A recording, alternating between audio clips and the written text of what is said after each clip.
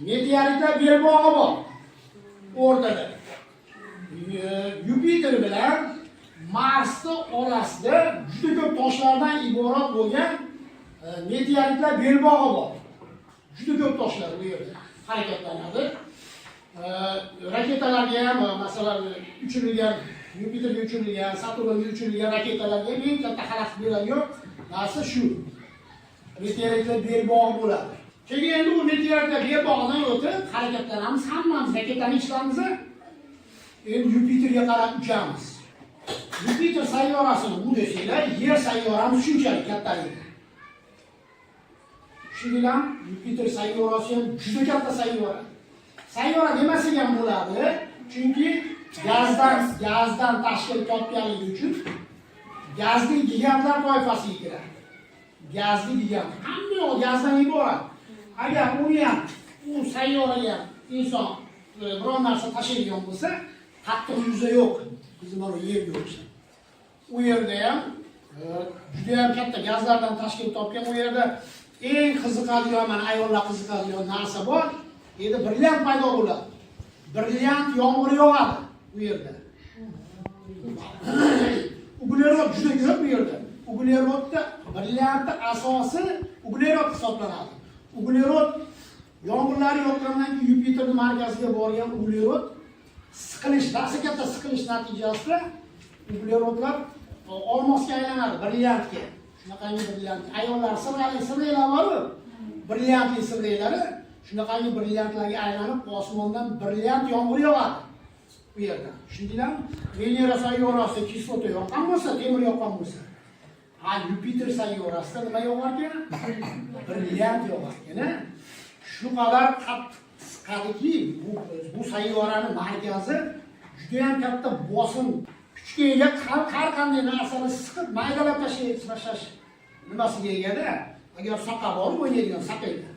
O'sha vositalar Yupiterga markaziga yaqinlashgan sari maydalab tashlaydi, saqaylar. Har qanday narsani achaqlab tashlaydi. Shuning ham endi bitta Yupiter narsa haqida aytib beraman sizlarga. Mana bilmagan narsalar bilib olasizlar, bolalar. Bizni sayyoramiz eng katta himoya qilib turadigan sayyora Yupiter sayyorasi bo'ladi. Chunki Yupiter sayyorasi bizning yerimizga kelayotgan toshlar bor-ku, juda katta, unchali, asakachalik, anjonchalik keladigan toshlarning hammasini o'zida ushlab qoladi. O'ziga tortib oladi. Sayyoramizga o'tib ketishga yo'l qo'ymaydi, bilib olinglar bolalar. Bizning eng katta himoyachimiz Yupiter sayyorasi bo'ladi. Tushundinglarmi? Yupiter o'zida ushlab qoladi, hamma toshlar plisosga o'xshab sug'urib oladi. Yerga o'tib ketishga yo'l qo'ymaydi. Endi tasavvurga o'tib ketdi, mayda chuydalari o'tib ketdi. Yer tomonga qarab, yerimizga yetib kelgandan keyin yerimizning eng katta himoya vositasi bor.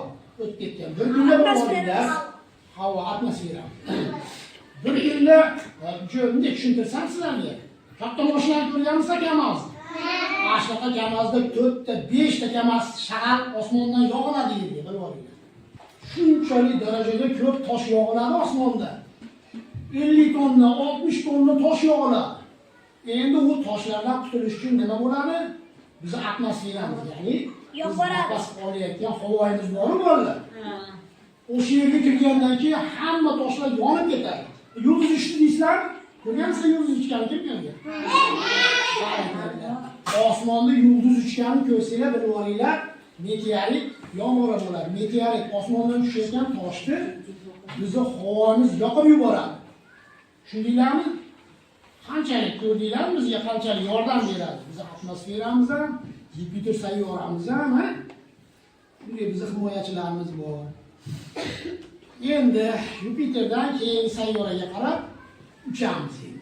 Aytmoqchi, Yupiter sayyorasini 76 ta yo'ldoshi bo'lgan. Bu 80-yillarda darsliklarda bor, kitoblarda. U paytda kuchli teleskoplar, mana James Webbga o'xshagan, Hubble'ga o'xshagan teleskoplar bo'lmaganligi sababli ko'ra olmasdan oddiy teleskoplarda 76 ta oyni ko'rilgan xolos. Oy mamasi. Agar Yupiterda turib osmonga qarasanglar, 76 ta oyni ko'rgan bo'lardi. Hozir 95 ta bo'ldi shu oy. Qachonki zond Yunona degan Amerikani NASA nimasini uchib borib Yupiter tekshilayotgan paytda 95 taga chiqqan. Oylar. Uni oldin ko'rolmaganda bu.